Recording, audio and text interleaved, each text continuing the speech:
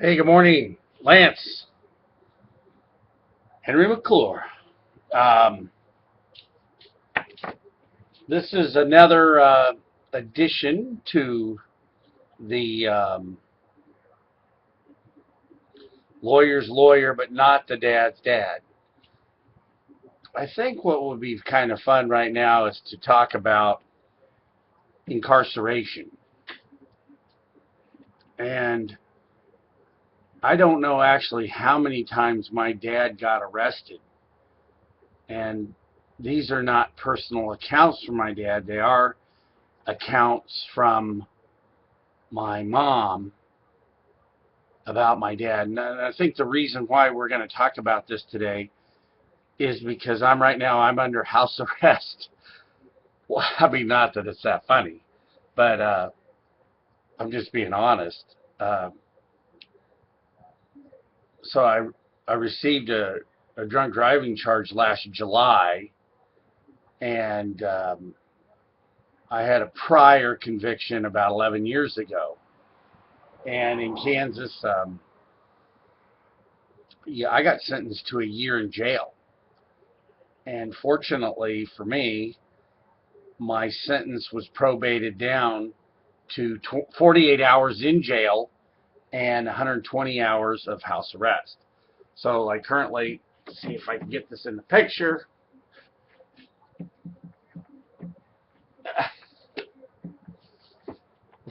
I got Wilson down here. Anyway, here it goes.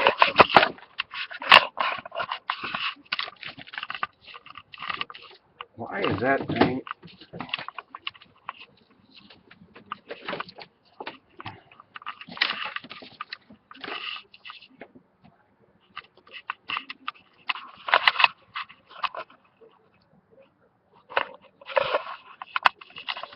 All my wires are always crossed.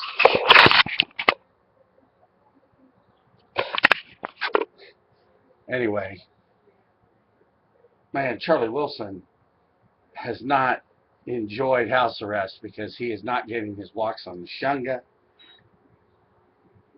And so, yeah, I've been in jail before. And I've attempted to somewhere around here find my book that I have called The Crime of Punishment. I feel like reading that. It was, the author was Dr. Carl Meniger, who was one of the leader in mental health, in the mental health profession. In Topeka, and founded the Meniger Foundation. Anyway, I actually met Carl Meniger, and I couldn't say that I know him, but one day at the country club, in the middle of the dining room, back when everybody used to dine out in the old days, I'm maybe 3 or 4 years old, and I walked right up to him, stuck up my hand, shook his hand, Dr. Carl, how are you? And I said, hey, I have a question for you. And he goes, what's that, Henry? I said, are you crazy? And, it was like he laughed. And it was like the dining room was like, they turned around. Remember those commercials, like whenever E.F. Hutton talks, people listen? Well, anyway, man. So he goes, well, yes, I am. And he laughed, and everybody in the dining room laughed. But that 48 hours was one of the longest times, that passing that time and how unproductive that time was is kind of one of the things that really set with me. But boy, did you have time to think. I do not want to ever go back to jail again. The people you associate with. And I'm going to tell a jail story here real quick. My jail story. So, I've been drinking a lot of coffee lately, and I haven't had any yet today. But Tuesday, so I check in on Monday at 8 o'clock. Tuesday, I've met my buddy Roger. Roger has been sober since November of 14. He has the nervous tics of a meth addict. Uh, he he's he may face 2 years of prison. All he wants to do is pay his debt to society and then get to work. All he wants to do is go to work. You know, he's a tall guy, looked like Abraham Lincoln.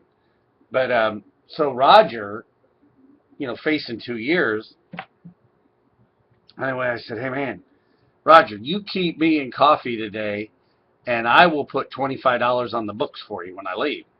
You know, so because they have like you can fill out commissary.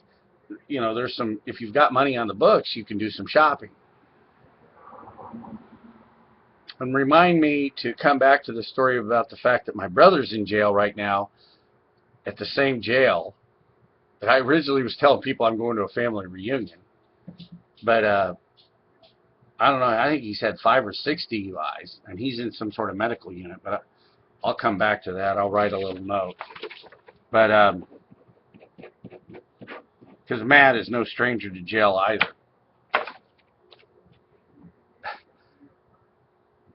And actually, Matt actually bailed me out of jail one time in Colorado. But Roger, so Tuesday I kind of get, you know, I'm on my second cup of coffee, and he makes one that is just like black gold. It's just like, whoa. Man, I had to cut it with extra water, but I kind of got going. We were in lockdown until dinner time, and I kind of started going, you know, talking about change, talking about, you know, I was motivating. You know, I had a captive audience. So we had 8 people, 8 bunks in our cell. 2 guys were sleeping. 1 bunk was empty, and the other guys are just like glued on me. And I'm talking about either you believe in Star Wars, like the light side of the Force and the dark side of the Force, or if you believe in God our Father, how the Holy Spirit's inside of me, and how lucky I got that moment is what took away my desire to have alcohol and use drugs. And, you know, I wouldn't have done it on my own. There's just no way. There's always a reason why. I could always find a good reason to drink or smoke some weed, you know, from time to time. You know, my girlfriend was smoking weed, and, you know, really deep down, and I am for legalizing marijuana. Marijuana is not a gateway drug to coke or to other drugs. And I'm sure not for prohibition. And I kind of like the Peruvian model of what Peru did for drug addicts.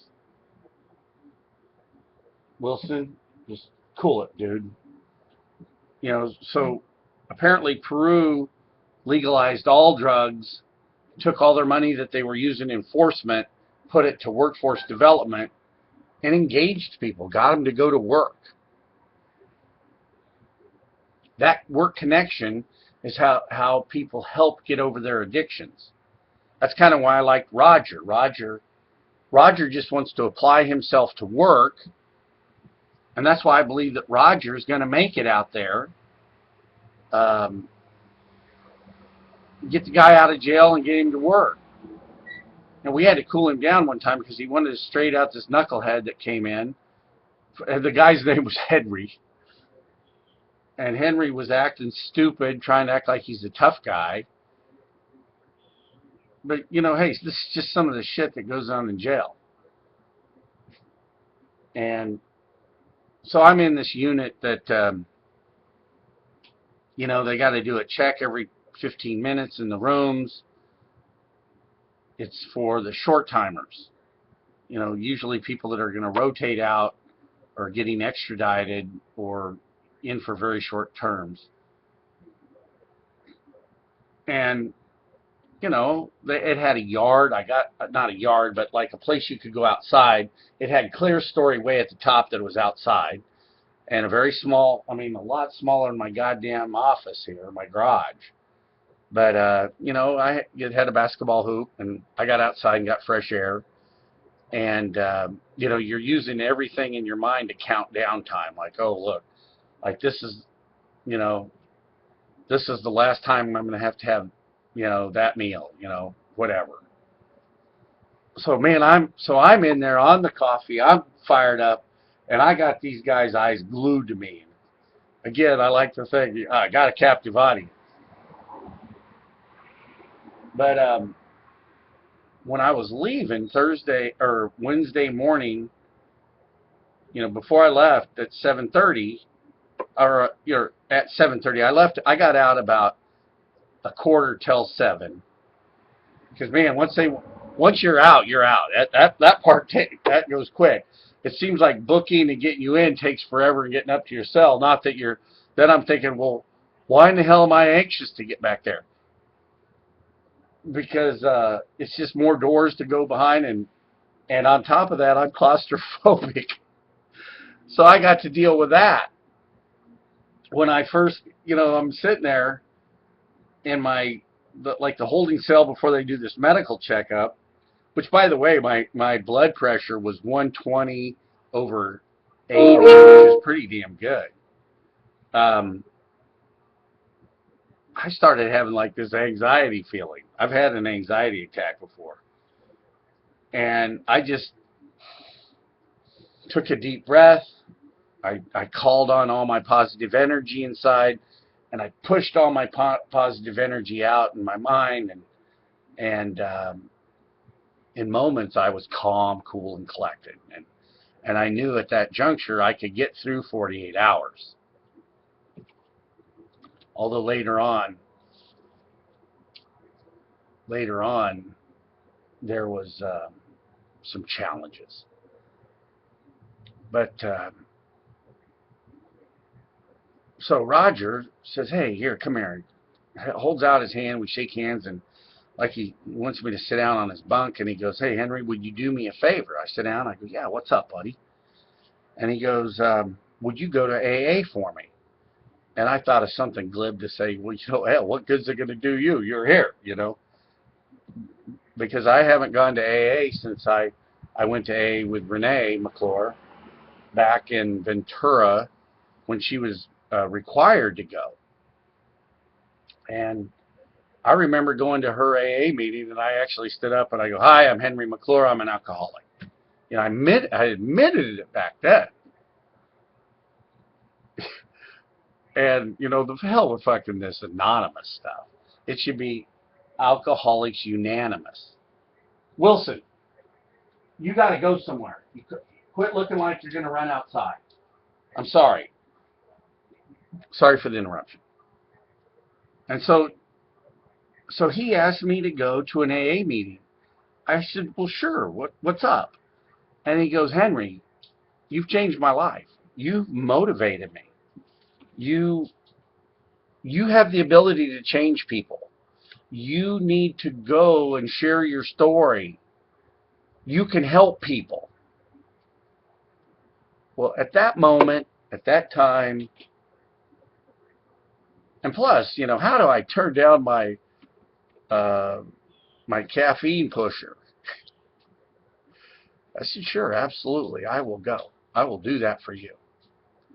And I've had time to reflect on going and doing that. And I'm actually just, as soon as I get off house arrest, I'm going to do that.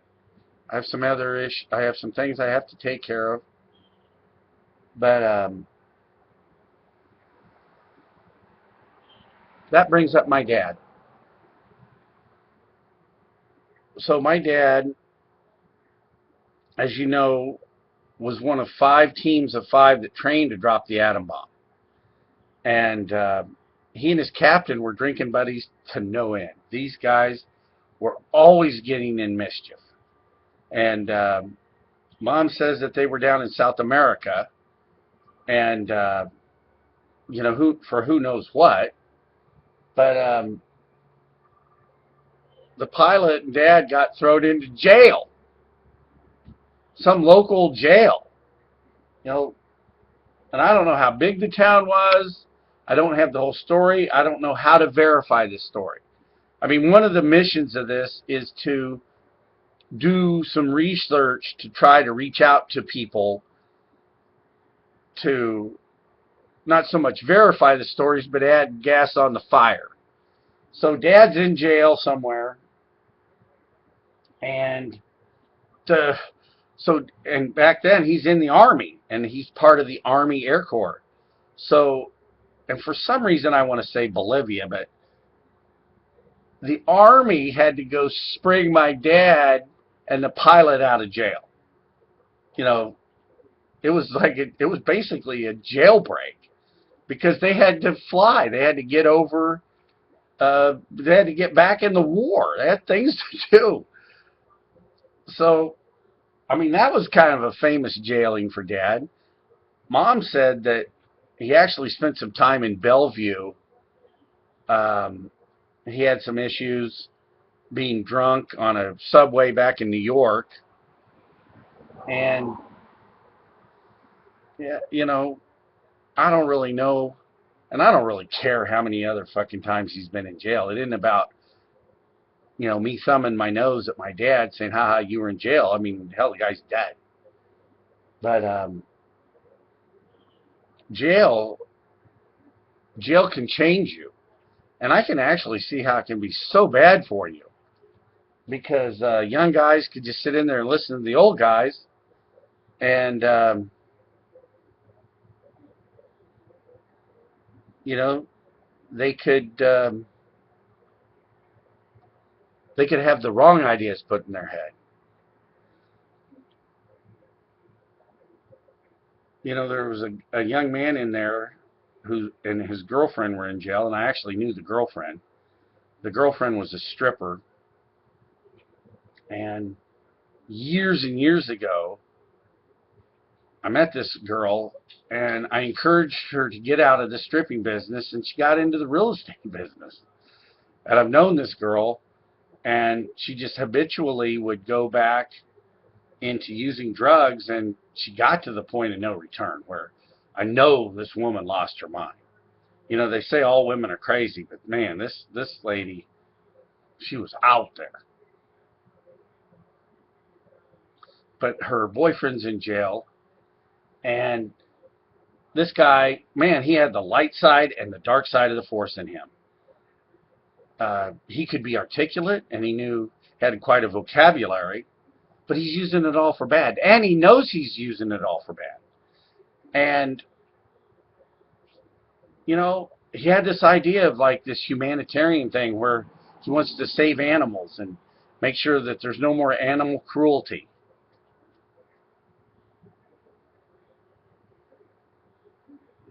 Like, I want to kick Charlie Wilson right now because he's just sitting down here staring at me because he wants to go on his walk, and I'm on house arrest.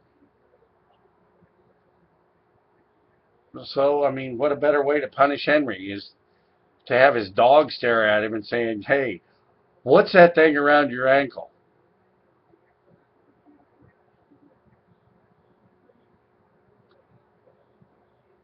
In so many ways, I didn't want to be like my dad because of his drinking and the divorce and things like that. But now, because I'm the eternal optimist, I can look into your eyes and I can see what's good about you. My mentor, Mace Siegel, used to be able to hear stories, and he could start telling me about the people I'm talking about. I think a little bit about Mace rubbed off on me. I know a little bit about real estate, but I know a little bit more about people. And the ways I want to emulate my dad are his ability to think. Part of his addictive habits were really good because he took on hobbies. Became a life master in bridge. Uh, Soloed and flew, learned how to be a pilot.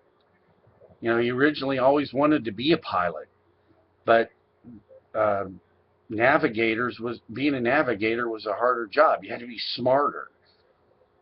So Dad ended up. He always wanted to be a pilot, but based on his thinking ability, he was a navigator. And my dad's ability to write was unbelievable. And see me, I'm so lazy I won't write because I want to talk. But that's the difference between Dad and I. I mean, we have different personalities. It's easier for me. And even though my stories jump around, and if there's a way we can collectively take all this stuff and wordsmith it and put it into chapters and where it needs to go, and maybe this chapter is called, Jail Time, Jailhouse Rock.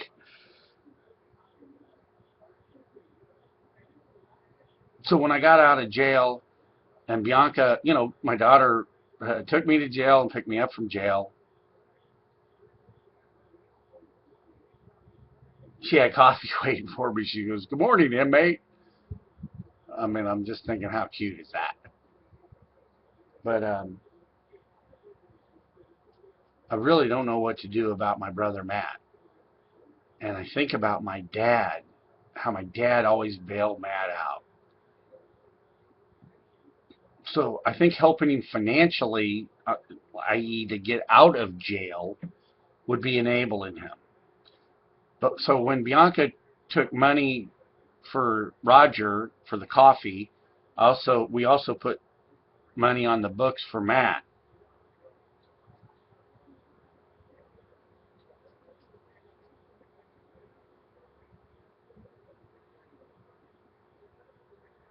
And I'll go down and visit Matt and talk to him, and I'll figure out how to get on the list. I know.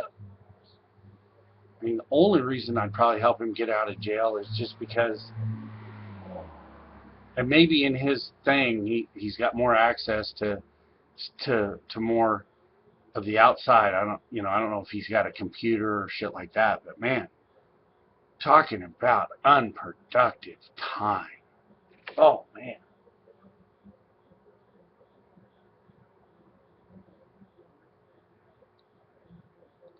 That's kind of why I want to read The Crime of Punishment.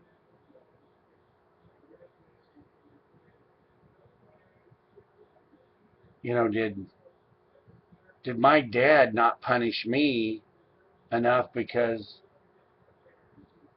he always wanted to get at mom, and maybe if he enabled some of my bad behavior, and I got to reflect on that. I turned out a lot different than my brother Matt due to the environs of growing up with my mom and stepdad. And as much as I think my stepdad's an asshole, alcoholic, shithead, he was a good salesman, and I'm a good salesman.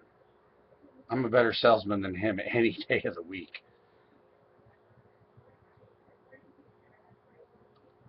But Lance, that's my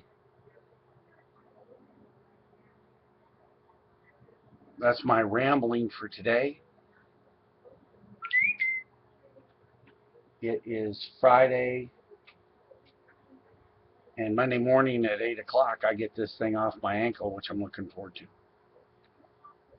So until then, Henry McClure signing off for the lawyer's lawyer, but not the dad's dad.